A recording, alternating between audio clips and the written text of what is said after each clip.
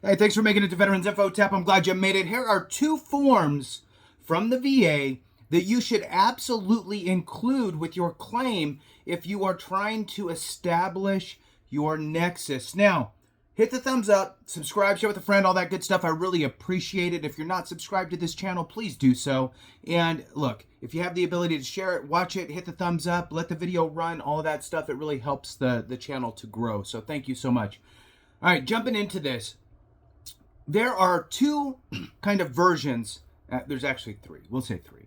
There's 3 versions of filing a claim, just a regular service connection claim. One would be presumptive. That eliminates your need for a Nexus. Probably the easiest route for service connection.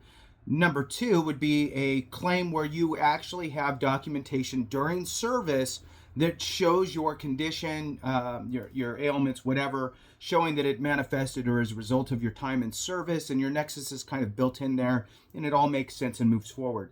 Then the last one here is the bulk of individuals will have the type of claim in which you need to satisfy the Nexus requirement from the VA. Now, in satisfying the Nexus requirement, if you do not have anything in your service treatment records, or at least nothing substantial in your service treatment records regarding your condition, that it manifested during your time in service or as a result of your time in service in some fashion, you will most likely go get a Nexus letter from your doctor, the VA doctor, if they'll do it, probably not. Bring your doctor up to speed, probably the most cost-effective way. If they can't, won't, don't, they don't understand the legalese of the VA, utilize AME. They're in the comments and in the description. They have a free consultation. Get the information. Information's free. Then make an educated decision on if it's the right path for you.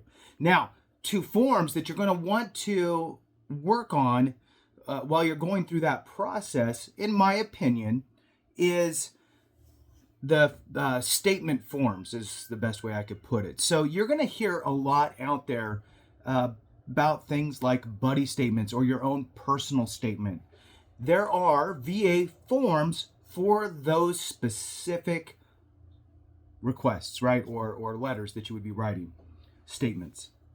So the 4138, which is, it's 21-4138, is the form number from the VA.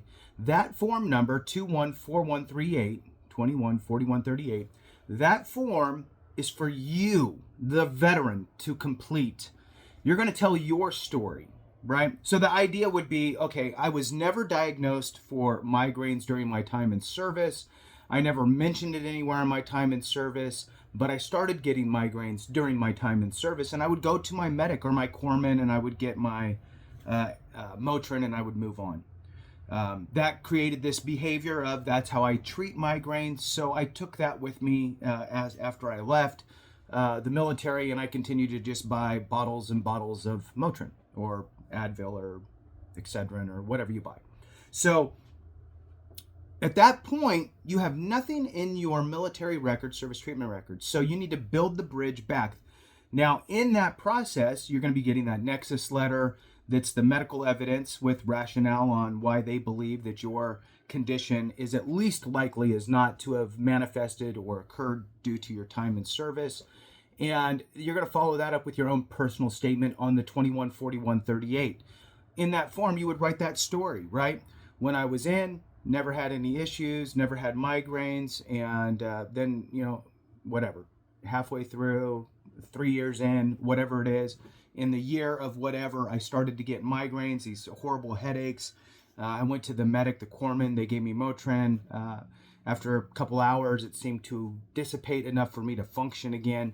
And, it would take a day or whatever for it to completely go away.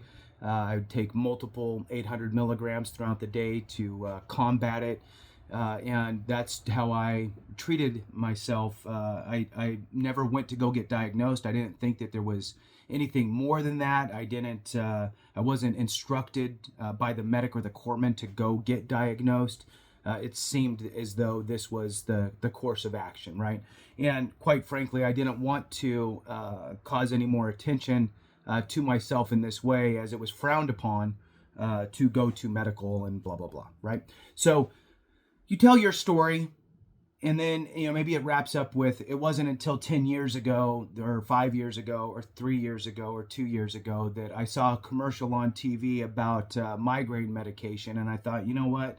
All of this Motrin probably isn't doing me any good on my inside. So I decided to get diagnosed for my migraines and see if I could get a prescription medication instead of just taking Motrin all the time. And so that's when you got diagnosed, right? Now you've got your form completed. That's the 214138. That's good to go. But now you're going to hear things about buddy statements. Maybe somebody that you served with could attest to remembering, yeah, man, you were laying in the corner with that migraine that day. I remember that. Whatever it is, right? If you know anybody in service that could do a buddy statement, that's great. Family members, any family members that could attest to their knowledge of before you didn't have any migraines that they were aware of.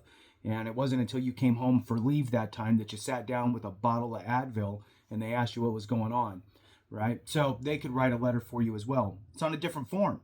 That form is 21-10210. So that is the lay witness statement form.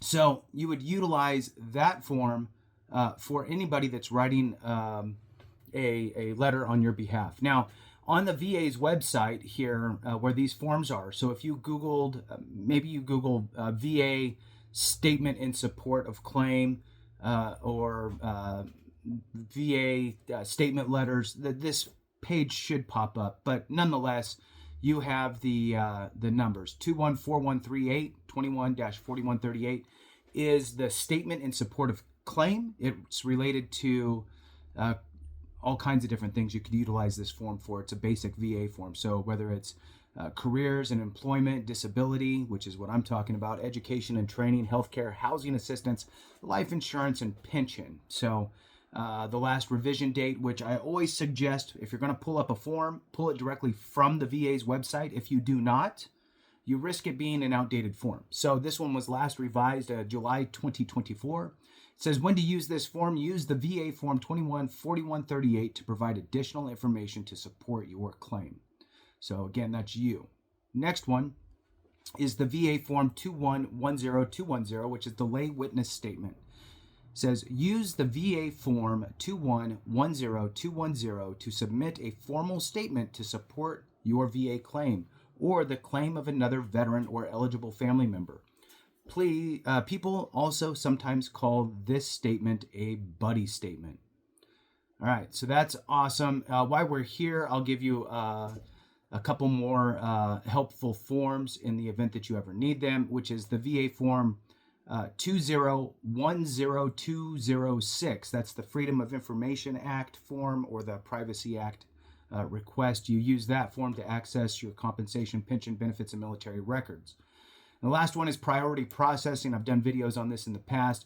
Priority processing will do what it says. It should front load you if you're in a more, I guess,